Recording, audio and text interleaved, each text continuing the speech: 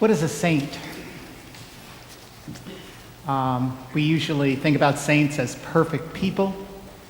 I know that in the Catholic Church, in order to become a saint, it's a much bigger deal, and there has to be evidence of a miracle.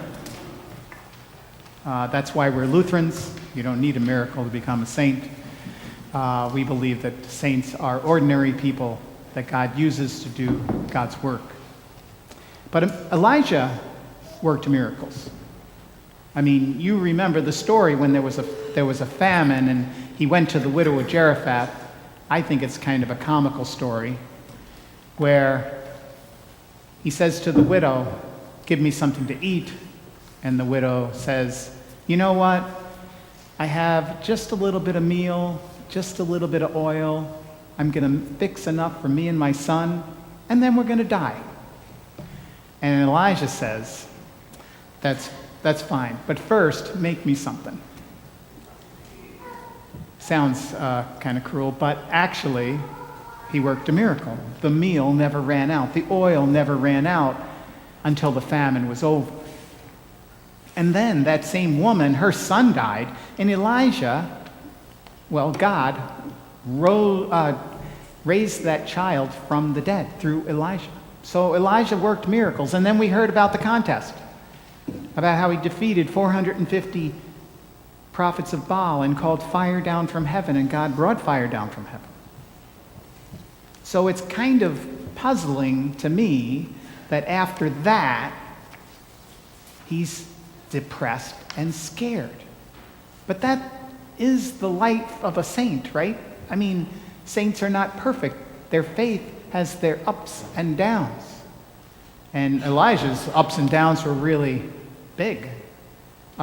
You could see why he would be depressed. I mean, Queen Jezebel, a wicked queen, threatened his life. But you think about those other miracles that God worked through him. But saints are not perfect. We know these saints that we lit candles for here and there, people that planted the seed of faith in us by word or deed or both. We know they weren't perfect people. They had their ups and downs. Not everything they did was perfect. But God worked through them.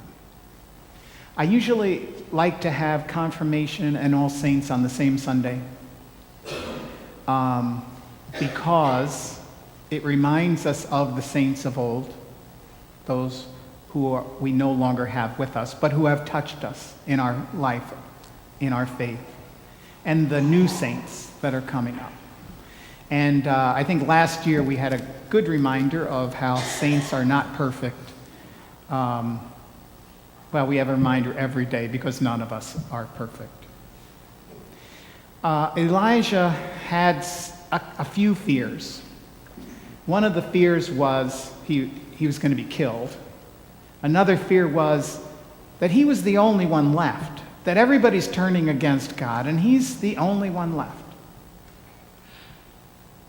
We've had that fear, right?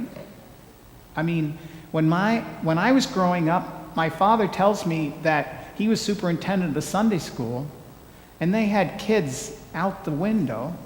They had people applying to be Sunday school teachers that they turned down. They had to interview to be Sunday school teachers because there was just so many people wanted to do it. There were so many people in church. And things are different now. And if you're like me, sometimes it's a little depressing that we don't have more people in church, that we have people busy doing this, that, and the other thing. It gets depressing. But like Elijah, for example, last week, I think we had a really nice message last week where the 3 ELCA churches got together at the high school, and it was great to have all those people together, and it reminded us that we're not alone. First Lutheran is not alone. There are other Christians. The message that God gave to Elijah was, first of all, you're not alone. And God will always provide a remnant. There will always at least be a remnant of faithful people to God. Not perfect, but faithful people to God. The other thing is kind of interesting is, even though Elijah's work was not done, just like your work is not done, God has got a replacement lined up. It's not like Elijah's going to be gone and now we're going to have to do, employee search for a new prophet. God already has somebody in mind. God already has people in mind to take our spot. We're not done yet. We're only done when we're with God full time in heaven. While we're here, we still have work to do. But it's not going to be over with us. This is not the end. God's work continues. God's world continues. The faithful continue. And just like Elijah, Elisha will follow him. We thank God for the saints who have touched our lives, who have planted the seed of faith, and we remember that that's not the end. These people gave their blood, sweat, and tears. They gave us this building, they gave us this congregation, and it continues through us, and it will continue when we're gone. The peace of God that passes all understanding, keep your hearts and minds in Christ Jesus. Amen.